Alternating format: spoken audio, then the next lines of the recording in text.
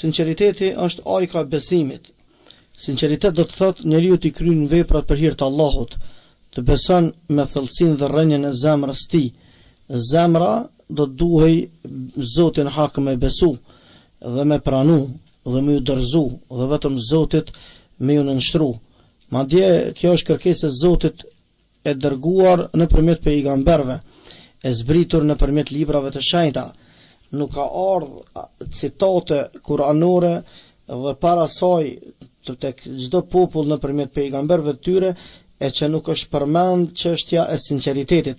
Të Zotin Kur'an: "Wa ma umiru illa liya'budullaha mukhlisina lahu-d-din", që do thonë gjuhën shqipe, dhe ata nuk u urdhnuan me diçka tjetër përveç se me besim të pastër, sinqeritet, mukhlisina lahu-d-din. Pra, ky sinqeritet të jetë për besimin e pastër në Zotin e tyre. Dhe kështu Zoti Dhul Xhelal i urdhnoi të gjithë pejgamberët, dhe aty ku ekziston sinqeriteti, ekziston edhe shpresa që Allahu Dhul Xhelal do t'i paguaj veprat tona dhe do t'i pranoj punët tona. Aty ku rrezikon sinqeriteti, ato humbet shpresa se Zoti do t'i pranoj veprat e njerëzve.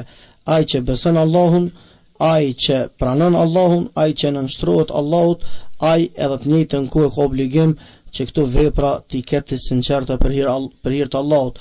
Kështu ka urdhnu Allahu, kështu ka obligu pejgamberi sallallahu alaihi wasallam, dhe kështu kanë punuar edhe gjithë sahabët.